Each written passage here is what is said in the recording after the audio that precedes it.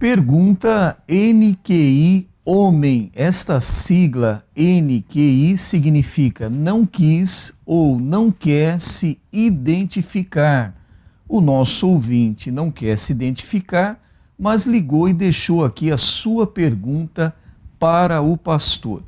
Ele diz aqui que é convertido e batizado nas águas há pouco tempo. E ele diz que antes era católico. Ele cita aqui o texto de Mateus, capítulo 6, do verso 9 ao verso 13, dizendo que esse último versículo é diferente na Bíblia Católica. Ele disse aqui que na Bíblia Católica não tem as palavras porque teu é o reino, toda a honra e glória para sempre. O que dizer, pastor? Nós queremos dizer ao nosso consulente que na parte final do versículo 13 a que ele se refere, essa expressão que aparece de glorificação a Deus, porque teu é o reino, toda a honra e glória para sempre, ela não faz parte do texto original grego, de onde é tirado o Novo Testamento. O nome do credo origina-se antes da quinta década depois de Cristo, de que por inspiração do Espírito Santo, após o Pentecostes, cada um dos 12 apóstolos ditou uma parte do credo. E ele é tradicionalmente dividido em 12 artigos, aparece logo depois do texto bíblico, que não se pode tirar nem aumentar, conforme Apocalipse 22, versículo 14. Agora, para esclarecimento maior do nosso consulente e também nossos ouvintes, ele efetivamente, isso aí não acresce uma Bíblia que venha favorecer, por exemplo, um tipo de entidade religiosa que acrescenta ou diminui parte da Bíblia para fazer sentir como correto um ensino errôneo. O que nós observamos é que no livro de 1 Crônicas, capítulo 29, Davi, ele louvou a Deus, deu graças a Deus e fez declarações parecidas com esse texto. Tu é a glória, o poder e a honra para sempre. Então, no capítulo 29, versículo 10 deste livro, diz assim Davi: por isso Davi louvou ao Senhor na presença de toda a congregação e disse, escutemos o que ele disse: bendito és tu, Senhor Deus de Israel, nosso Pai, de eternidade em eternidade. Tua é, Senhor, a magnificência e o poder e a honra e a vitória e a majestade, porque teu é tudo quanto há nos céus e na terra. Teu é, Senhor, o reino, e tu te exaltastes por cabeça sobre todos. Riquezas e glória vêm de diante de ti. Tu dominas sobre tudo. Na tua mão há força e poder, na tua mão está o engrandecer e dar força a tudo. Agora, pois, ó Deus nosso, graças te damos e louvamos o nome da tua glória, porque tudo vem de ti e do que é teu, te damos.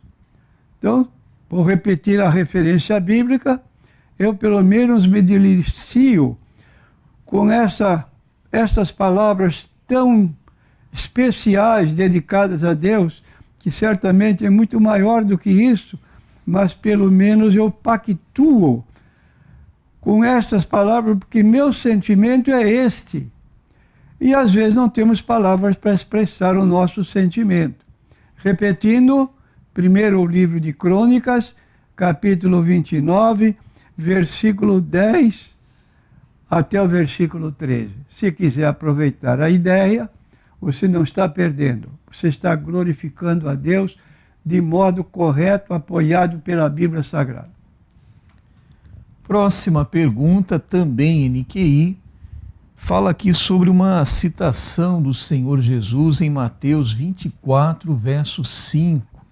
O Senhor Jesus disse: muitos virão em meu nome. Então o consulente pergunta o que significam essas palavras ditas pelo Senhor Jesus Cristo.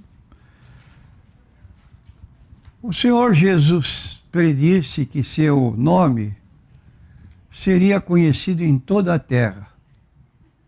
A igreja foi instituída para propagar o Evangelho de Cristo pelo mundo inteiro. Todos nós conhecemos Marcos 16, 15 e 16. Disse-lhes: ide por todo o mundo, pregai o Evangelho a toda criatura. Quem crer e for batizado será salvo, mas quem não crer será condenado. Quanto mais o fim se aproxima pelos acontecimentos que o próprio Jesus predisse no capítulo 24 de Mateus, quando os discípulos disseram que sinais haverá do fim do mundo, ele disse: acautelai-vos que ninguém vos engane, porque muitos virão em meu nome dizendo: eu sou o Cristo, e enganarão a muitos. Então nós precisamos ter cautelas hoje, porque tem gente com a Bíblia na mão, afirmando, ensinando que Jesus é o arcanjo Miguel, ou Miguel e Jesus é a mesma pessoa. Jesus é o criador de Miguel. Ele criou todas as coisas e Miguel não teve autoridade para repreender Satanás em Judas 9. Mas Jesus aqui na terra repreendia os demônios que estavam no Gadareno de uma só vez. Era uma legião de demônios. E Jesus mandou que eles se retirassem. E eles pediram misericórdia. Então deixa que nós entremos na manada de porcos. Jesus consentiu, pode sair. E aí eles se provocaram a própria morte julgando de despenhadeiros.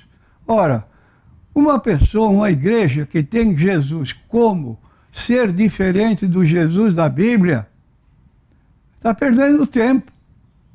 Então precisamos ter cuidado com essas colocações, porque Jesus disse: muitos virão em meu nome, dizendo eu sou o Cristo, e farão tão grandes sinais e prodígios, que se possível fora, enganariam até os escolhidos. Quer escutar o que Jesus declarou em Mateus 7, 15 a 23? Prevenindo-nos, nós que vivemos nos últimos dias. Disse ele, repetindo, Mateus 7, 15 a 23. Meu irmão, seja mais prudente. Disse Jesus, acautelai-vos. Porém, dos falsos profetas, que vêm até vós vestidos como ovelhas, mas interiormente são lobos devoradores. Por seus frutos os conhecereis. Porventura colhem-se uva dos espinheiros, ou figo dos abrolhos? Nem todo o que me diz Senhor, Senhor, entrará no reino dos céus, mas aquele que faz a vontade de meu Pai que está nos céus.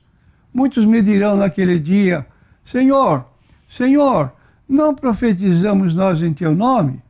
E em teu nome não expulsamos demônios? E em teu nome não fizemos muitas maravilhas? E então lhes direi abertamente, nunca vos conheci. Apartai-vos de mim, vós que praticais a iniquidade. Ora, que advertência mais severa do que esta que Jesus está fazendo no Sermão do Monte, ali no capítulo 5 a 7 de Mateus? Está fazendo uma advertência, e quando os discípulos perguntaram no capítulo 24, quais são os sinais que precederão a tua volta?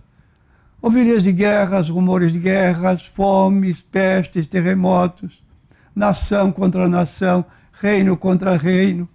O que nós estamos vendo hoje, anarquia social, como estamos vendo aqui no Brasil, não respeitam as autoridades, matam na rua, queimam um ônibus. Isso não é normal. Isso é selvageria. O homem está tirando de dentro do seu coração as maldades e executando contra o seu próprio semelhante.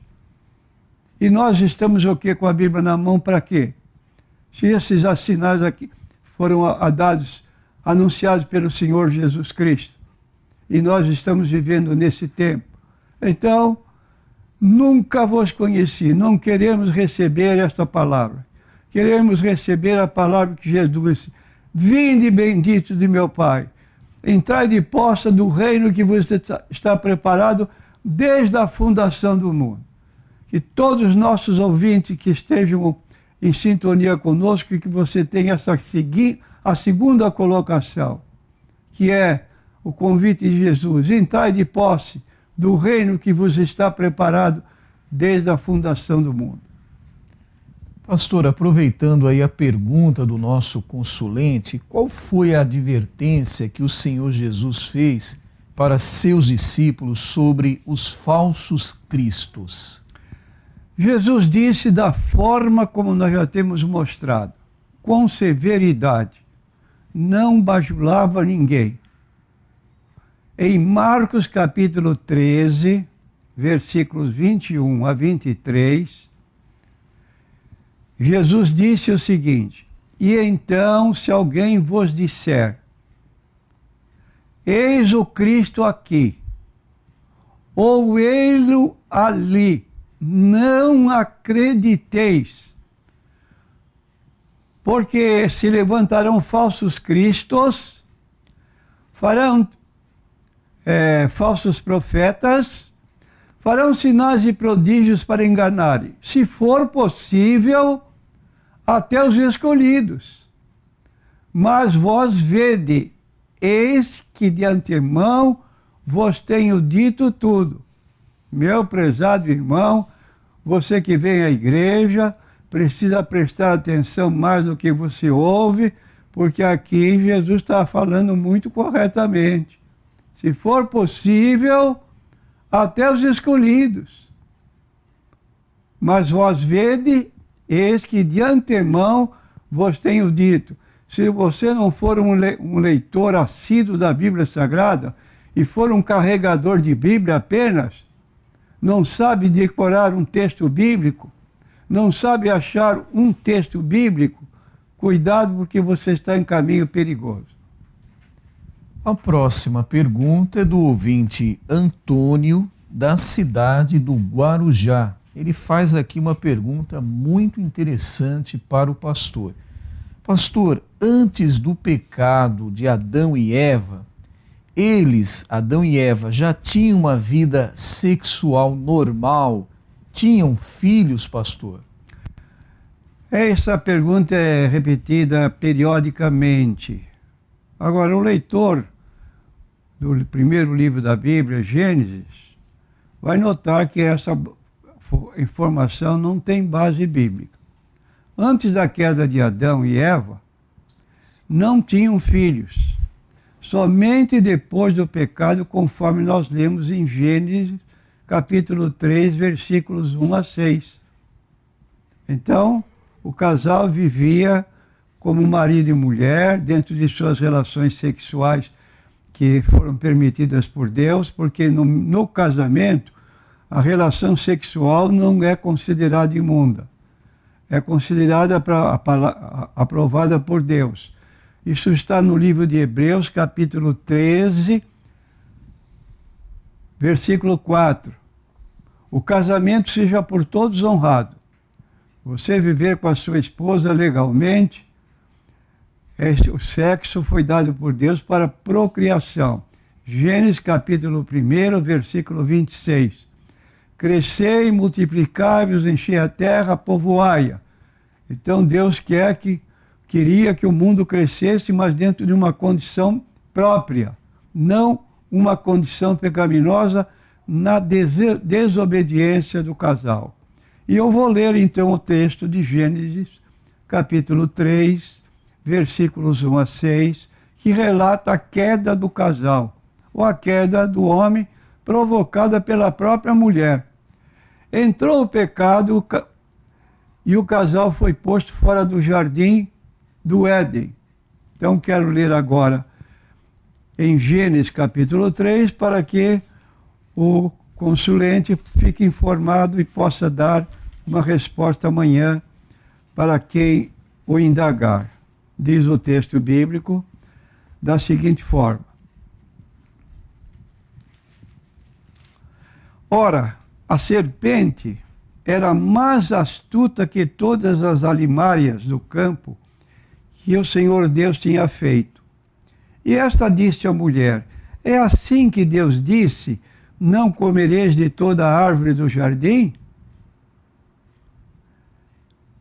E disse a mulher à serpente: do fruto das árvores do jardim comeremos, mas do fruto da árvore que está no meio do jardim, disse Deus, não comereis dele, nem nele tocareis, para que não morrais.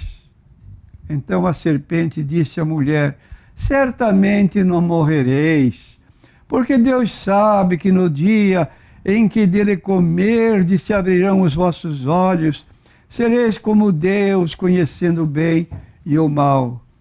E viu a mulher que aquela árvore era boa para se comer, e agradável aos olhos, e árvore desejável para dar entendimento.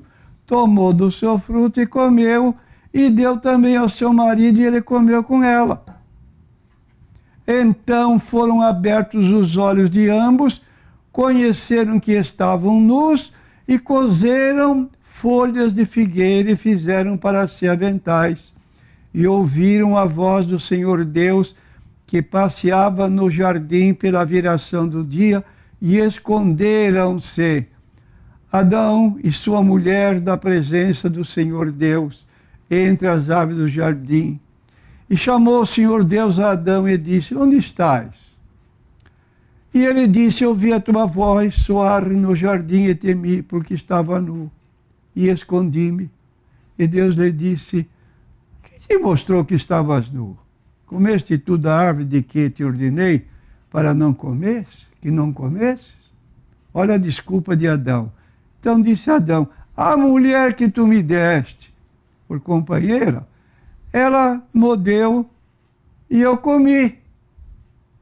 E disse o Senhor à mulher: por que fizeste isto? E disse a mulher: a serpente me enganou e eu comi.